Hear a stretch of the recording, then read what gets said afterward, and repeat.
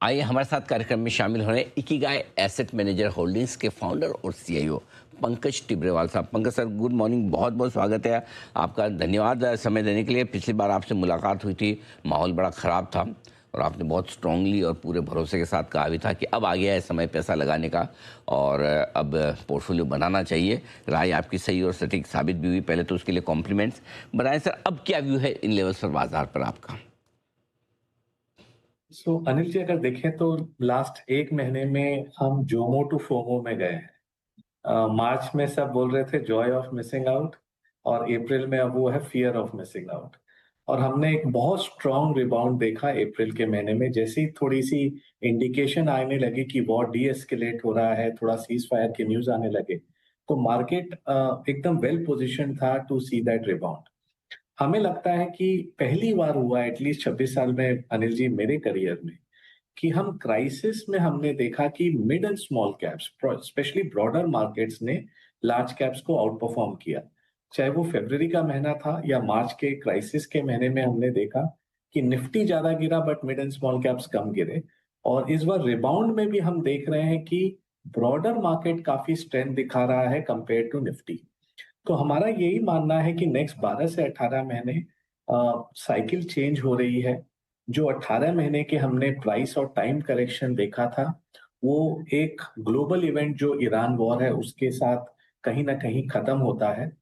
और आने वाले नेक्स्ट 3-4 तिमाही हमें लग रहा है कि जो अच्छे लिस्टेड लीडर्स हैं हर सेगमेंट में, वो बेहतरीन प्रदर्शन करेंगे। बिकॉज आप अगर लास्ट 3 साल में देखो तो कॉर्पोरेट इंडिया के नतीजे क्यों कम थे? बिकॉज इन्फ्लेशन एकदम मर गया था। और जब भी आप कॉर्पोरेट इंडिया को देखो तो हम कन्वर्टर कंट्री है नादर देन इनोवेटर कंट्री। तो जब भी इन्फ्लेशन कम होता है और महंगाई दर कम होती है, तो मुनाफे में कहीं ना कहीं फर्क पड़ता है और उसके टॉप लाइन ग्रोथ पर भी फर्क पड़ता है। हमारा बेस केस ये है कि जो वर्ल्ड 28 फरवरी के पहले था और वर्ल्ड 28 फरवरी के बाद, दो अलग वर्ल्ड अब हम देखेंगे। और महंगाई दर यहाँ रहने वाला है पूरे वर्ल्ड में, बिकॉज कमोडिटी, एनर्जी, सब में इन्फ्लेशन रहने वाली है because of geopolitical and other supply disruptions. तो इसके कारण हमें लग रहा है कि 4.5-5% अगर महंगाई दर रहा, तो कॉर्पोरेट जो अच्छे लीडर्स हैं उनके नतीजे top line growth double digit में आएंगे, जो 12 तिमाही से नहीं आए हैं। और बॉटम लाइन में थोड़ा सा मार्जिन प्रेशर आएगा बट एब्सोल्यूट लेवल पर काफी ठीक रहेगा। तो हमें लग रहा है कि आने वाला साल कॉर्पोरेट इंडिया की ग्रोथ के लिए, जो लोग काफी डरे हुए हैं, हमें लग रहा है ठीक रहेगा। थोड़ा सा डिमांड डिस्ट्रक्शन हो सकता है बिकॉज रॉ मटेरियल के प्राइसेस 30-40% से बढ़ गए हैं। लेकिन अच्छी चीज ये है कि इस बार हम जितने भी कॉर्पोरेट से बात कर रहे हैं, Anil ji, at the ground level, वो एक भी नहीं बोल रहे हैं कि डिमांड डिस्ट्रक्शन है। कोविड में किसी को पता नहीं था कि डिमांड आएगा, फैक्ट्री चलेगी, क्या होगा। बट इस बार लोग बोल रहे हैं डिमांड की कमी नहीं है, हमें सप्लाई चेन, अपने लेबर को, अपनी फैक्ट्री पर हमारा रोज का दबाव है, तो हम उस पर एड्रेस कर रहे हैं। डिमांड साइड हमारे लिए काफी स्ट्रांग है और हम केटर नहीं कर पा रहे हैं। तो हमें लग रहा है कि ये जब भी थोड़ा भी नॉर्मलाइज होगा मामला, काफी सारी कंपनियां अच्छे प्रदर्शन करेंगी। 18 महीने का और ऑलमोस्ट 20 महीने का टाइम करेक्शन, प्राइस करेक्शन हो गया है। काफी सारे स्टॉक्स अच्छे भाव पर मिल रहे हैं। मार्च में तो एकदम माउथ वाटरिंग लेवल्स आ गए थे कई कई स्टॉक्स में। और हमें लग रहा है कि 3-3.5 साल में कई कंपनियां मिल रही हैं बॉटम अप बेसिस पर, जो अपने मुनाफे को डबल कर सकें।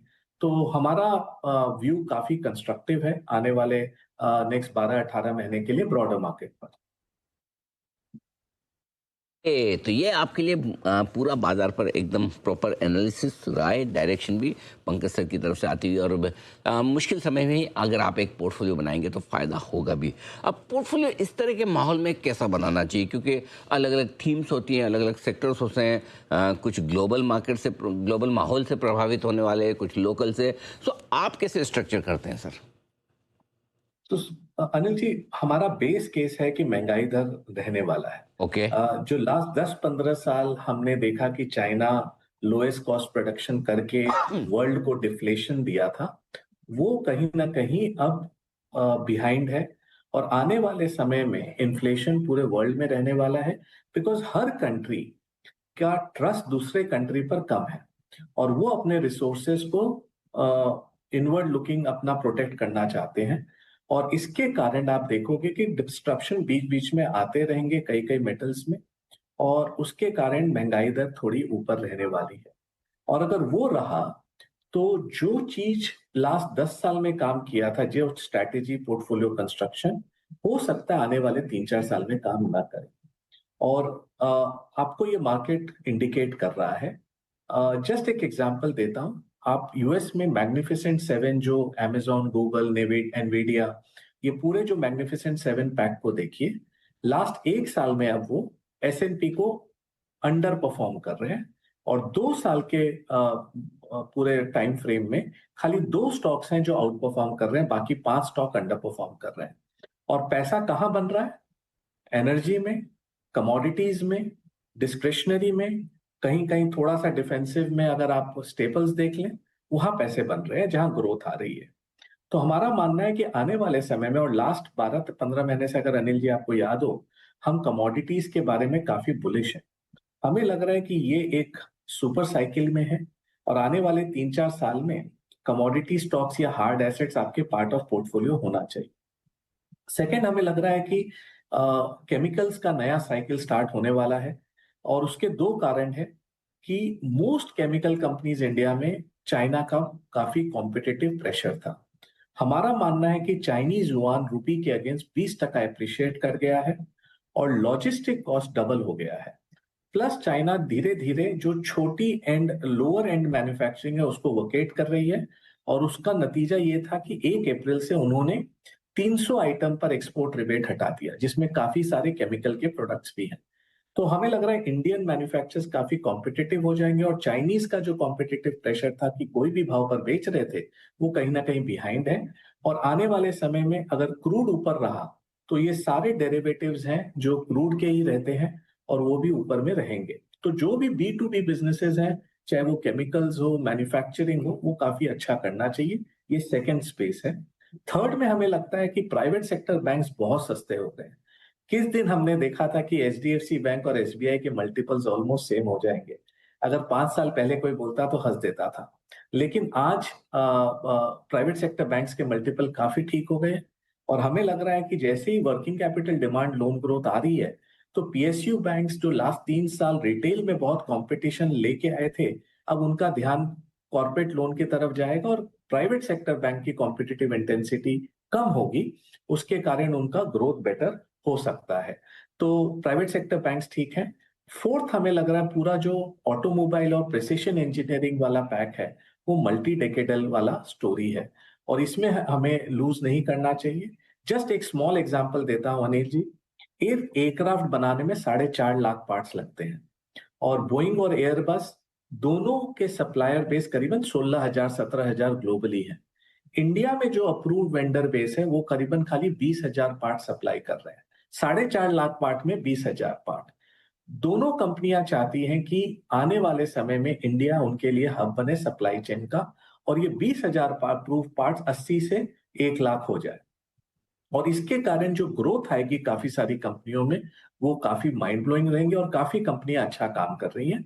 तो ऑटो जो नॉन ऑटो की तरफ पिवट कर रही है, प्रिसिशन इंजीनियरिंग, वो हमारा काफी बड़ा थीम रहेगा। और फिफ्थ जो है डिफेंस, वहां पर अभी स्टॉक्स काफी महंगे हैं, लेकिन ये मल्टी डेकेडल थीम है, बिकॉज हर कंट्री को अपना डिफेंस बजट अप करना है, और ये हमें लग रहा है कि काफी बड़ा अपॉर्चुनिटी बन सकता है। तो ये 5-6 थीम्स को अगर आप पोर्टफोलियो में ठीक से डालें और अच्छी कंपनियां सिलेक्ट करें, तो हमारा हमारा अनुमान है कि आने वाले समय में पोर्टफोलियो शुड डू बेटर। तो ये हमारे रुझाव रहेंगे, पॉजिटिव कंस्ट्रक्टिव स्टांस, और पूरा बॉटम अप मार्केट रहेगा। अच्छी कंपनियां जो अर्निंग ग्रोथ दे पाएंगी आने वाले नेक्स्ट 2-3 तिमाही में, वो मार्केट उन्हें लव करेगा।